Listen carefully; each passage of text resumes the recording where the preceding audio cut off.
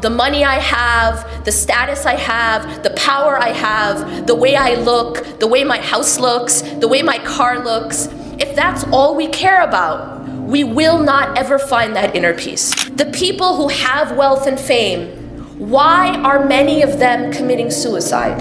Every single human being wants one thing, and that is happiness, ultimately happiness. Now the problem is, everyone has a different definition of how you get it. And in the society that we live in right now, in the modern time we live in now, we are told that in order to find happiness, you need to get stuff. You need to have power or money or status. In fact, they did a study in which they asked millennials, what is your number one goal? What's your number one goal? And the majority of them said their number one goal was to make money. And then just after that, I think it was 80% or something. And then just after that, the answer was to be famous. Now there's a reason why this is the number one goal. The reason is that the belief internally is that this is where happiness is. That's where I will find happiness. Now I want to talk about that for a moment. What is happiness? Because for me to get somewhere, I have to know where I'm going, right? If I'm going in the car and I'm going to drive, and I have to put something into my GPS, but I'm not really sure what the address is, I'm not going to end up there, right? So I have to be clear about where it is I want to end up if I'm going to get there. What is true happiness? And the answer is this.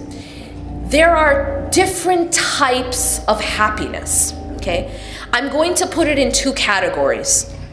There is what I'm going to call physical happiness, and then there is inner happiness. Physical happiness is the happiness that even an animal can have. Physical pleasure is when you, for example, eat a really great chocolate piece, piece of chocolate cake. That's physically, that gives you pleasure. Okay? Physical happiness is something that is at the level that we can even share with animals. But the human being, yes, there is physical pleasure. That exists. And Allah subhanahu wa ta'ala has made some of it halal and some of it haram. So as long as it is within the halal, there's nothing wrong with that. But the human being has been given the capacity to reach a higher level happiness. A higher level than just the physical. A higher level than just what an animal can feel or what an animal can experience. Because an animal eats, sleeps, and reproduces, and that's its happiness. But a human being has a higher way to live, and that is the happiness of the heart and the soul. That's the inner happiness or the inner peace. And it's that happiness that people are ultimately seeking when they try to find it in just physical happiness. But that's the end goal that they aren't able to get to because they don't know where to find it or what it looks like. There are so many people who have those things that the millennials were saying that's their goal, right? Wealth and fame. Let's look at the people who have wealth and fame. The people who have wealth and fame, why are many of them committing suicide? Why are many of them addicted to alcohol and drugs? What is it that they're missing if they have the wealth and the fame? What emptiness is it that they're trying to fill? The reason that happens is because there's something inside of every human being that has to be filled, and it cannot be filled with wealth and fame. In fact, as Ibn al-Qayyim says, it can't be filled with anything other than the nearness to Allah subhanahu wa ta'ala. So there is a compartment inside of us. There is a need inside of us. And I'm not just saying us as in the people in this room. I'm not just saying us as in Muslims. I mean human beings. There is a need inside of every human being that can't be filled except in the remembrance of Allah, except in being close to Allah. أَلَا بِذِكْرِ اللَّهِ تَطْمَئِنُّ الْقُلُوبُ. That indeed it's in the remembrance of God that the hearts find true inner peace, that inner peace and tranquility. Now, what are some of the stumbling blocks? What are some of the things that keep us from getting inner peace, true inner peace? Well, there's a few things. To begin with, we live in a world of distraction. Everywhere we turn, we're being distracted. We live in a world that makes us focus on the wrong things, essentially. And those things tend to be that which we can see, that which we can feel, that which we can touch.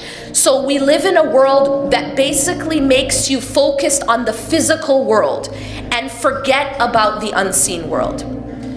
But unless we can be a people who believe in the unseen and a people who actually see the unseen as more real than the seen, then we can't find true happiness.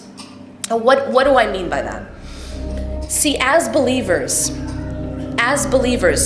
if you look at the prescription that we're given by Allah and His Messenger, so every single day we're told to do certain things. If you follow that prescription, what does it do for you?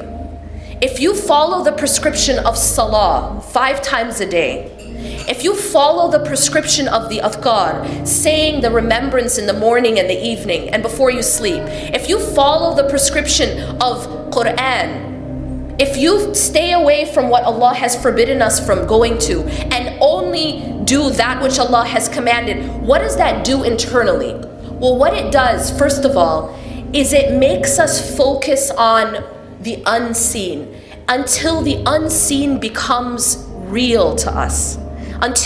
Because you see, when you're praying, can you see even the Kaaba that you're facing? No, not unless you're there. When you're praying, can you see Allah subhanahu wa ta'ala? No. Can you see the angels that are around you? No. Right now, we're sitting in a gathering of dhikr, meaning we're remembering Allah. And we're told that anytime you sit in a gathering where you're remembering Allah, the angels come down and sit with you. And they fill the area between the heavens and the earth. Can anyone see them? I'd be concerned about you if you thought you could. So, no, you can't, right?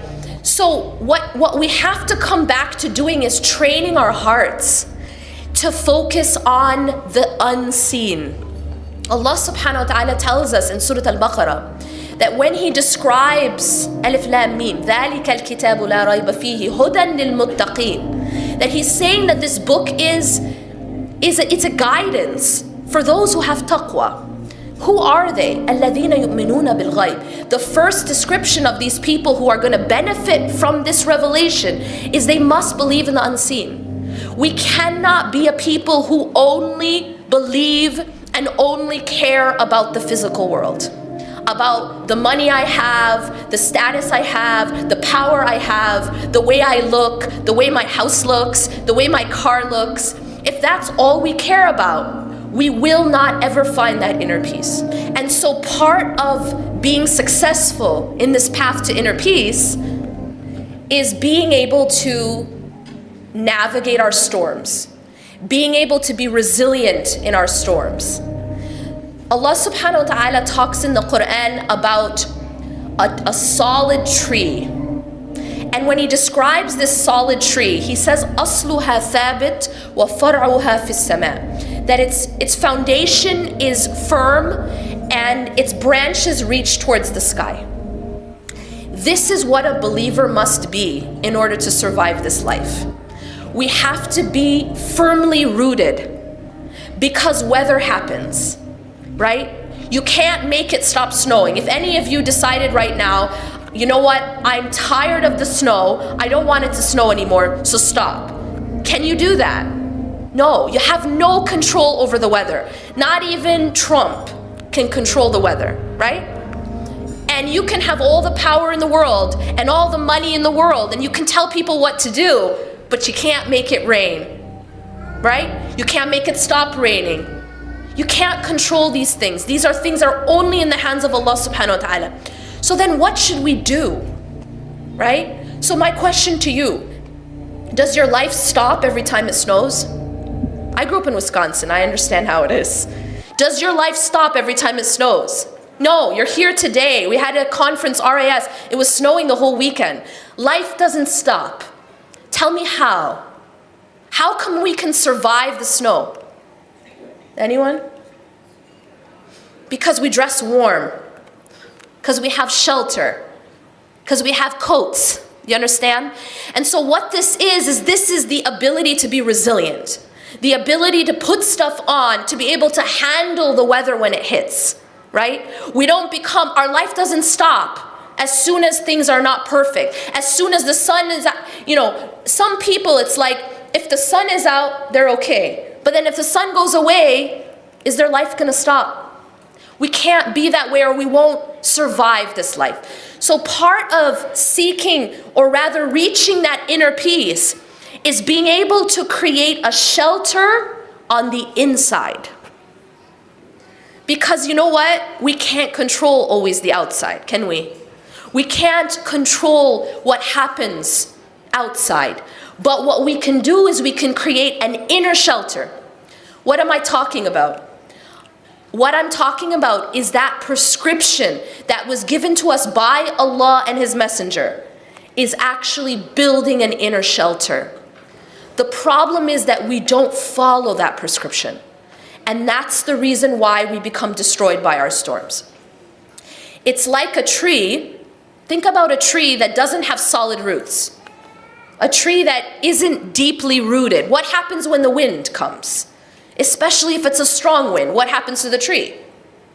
It'll knock it down, it'll snap. And that's because it doesn't have, it sometimes actually can be uprooted if the wind is strong enough. But you know that the taller a tree gets, the deeper it has to have its roots. And that's because that's what's keeping it firm, regardless of the wind. And it can handle things. There's a forest in California called the sequoia. It's a forest of sequoias. And one thing that we're famous for in California is wildfires. You may have heard about them. They're intense and they spread very quickly. And one thing that's very amazing about certain types of trees is that Allah has designed them to somewhat be resistant to fire. That's amazing. And when I heard that, I just thought that was so amazing. Because this is the design of Allah. Allah has made the creation to be able to withstand the trials of this life. Allah created the human being in the same way. The human being is not actually that breakable. The human being is in its fitrah, in his or her fitrah, is actually very resilient.